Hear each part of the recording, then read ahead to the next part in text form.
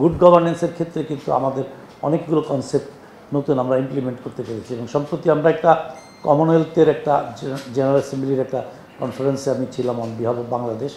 সেখানে অনেকগুলো দেশের প্রধানমন্ত্রীও ছিলেন, অনেক মন্ত্রীরা ছিলেন, এবং কমনওয়েলথ জেনারেল অ্যাসেম্বলির থেকে ওনারা বলা হলো যে বাংলাদেশে গুড গভর্নেন্সটার কনসেপ্টগুলো খুব ভালো স্প্রেড করছে। বিশেষ করে আমাদের মাননীয় প্রধানমন্ত্রীর কথা ওনারা উল্লেখ করেছেন যে উনি গুড গভর্নেন্সের এই এনআইএস বা right two information, grievance reduce system, এগুলো নিয়ে খুবই কথাবার্তা বলেন।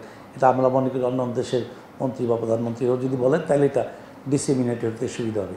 আমি গত 3-4 দিন আগে ওয়াশিংটনে ওয়ার্ল্ড অ্যান্টি কারাপশন এবং গুড গভর্নেন্সের উপর একটা সেমিনারে ছিলাম। সেখানে আমাকে বিশেষভাবে গ্রিভেন্স রিডিউস সিস্টেম নিয়ে জিজ্ঞেস করা হয়েছে, ন্যাশনাল ইন্টিগ্রিটি স্ট্র্যাটেজি নিয়ে জিজ্ঞেস করা হয়েছে, এবং ডিজিটাল বাংলাদেশ নিয়ে জিজ্ঞেস করা। সেখানেও আমরা জিনিসগুলি, এবং তারা আমাদেরকে অ্যাপ্রিসিয়েট করেছে যে এই ক্ষেত্রে বাংলাদেশের একটা বড় ডেভেলপমেন্ট হয়েছে।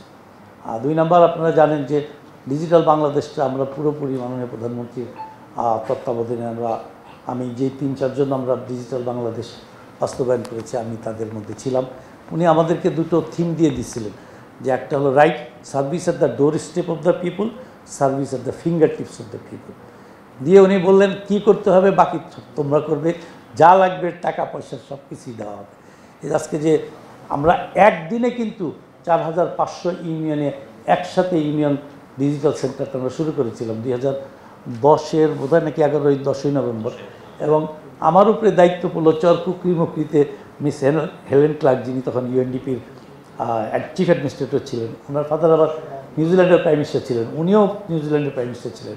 এবং আমি চরকুকরিমুকরিতে আমাদের মন্ত্রী মহোদয়রা আমাকে নিয়ে গেছেন, কিন্তু পুরো ব্রিফিংটা হ্যান্ডেলটা আমার হাতেই হয়েছে। এবং আজকে যে আমাদের ওয়েব ভিত্তিক যে আপনার সার্ভিস, ডিজিটাল সার্ভিস, এগুলোও কিন্তু আমরা ওর মাধ্যমেই করছি। আজকে এই যে বাংলাদেশের ডিজিটাল যে অবস্থাটা, এটা আল্লাহ রহমতে সেই ডিজিটাল বাংলাদেশেরই সুফল আজকে এই অবস্থা এসেছে। তো এটাও আমি সরাসরি সম্পৃক্ত ছিলাম। আর বিশেষ করে মাননীয় প্রধানমন্ত্রী এবং মন্ত্রী মহোদয়রা খুবই সন্তোষ প্রকাশ করেছেন যেভাবে আমাদের মেগা প্রজেক্টগুলো ইমপ্লিমেন্টেড হয়েছে। গুড গভর্নেন্সের 1 নম্বর ইন্ডিকেটর হলো ন্যাশনাল ইন্টিগ্রিটি স্ট্র্যাটেজি।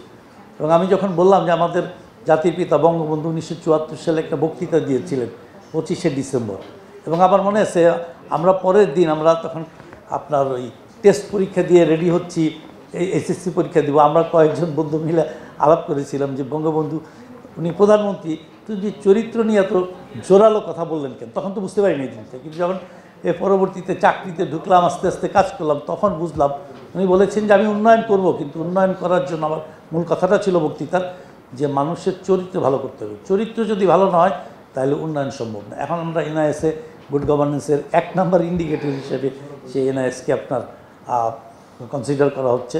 তো এটা ইনশাল্লাহ যেভাবে আমরা জিনিসটা বাইরে গত 5-6 মাসে আপনার ডিসিমিনেট করতে সক্ষম হয়েছে, আমি নিশ্চিত যে এটার একটা ভালো রেজাল্ট আগামী বছর থেকেই পাওয়া যাবে। আপনারা আমাকে খুবই ফেভার করেছেন, আমি ভেরি গ্রেটফুল টু ইউ। আর বিশেষ করে আমরা সবসময় চেষ্টা করেছি সিরাতুল মুস্তাকিম বা একদম মানুষ বা দেশের কল্যাণে কাজ করার জন্য। তারপরে নিশ্চয়ই ভুল ত্রুটি অনেক জায়গায় হয়েছে, সেই জন্য আপনাদের মাধ্যমে আমরা দেশবাসীকে বিশেষ অনুরোধ জানাবো, যদি ভুল ত্রুটি ডেফিনেটলি হয়েছে সেই জন্য একটু ক্ষমা সুন্দর দৃষ্টিতে দেখার জন্য। আমি তো করেছি সরকারি চাকরিজীবী হিসাবে। This is my 40th year of my service. আমি ভেরি লাকি, আমি সম্ভবত লংগেস্ট সার্ভিং সিভিল সার্ভেন্ট না, 40 বছর। দিস ইজ মাই 40th ইয়ার চাকরি। এবং আমি সেক্রেটারিও 12 বছর থেকে 2011 থেকে সেক্রেটারি হয়েছি।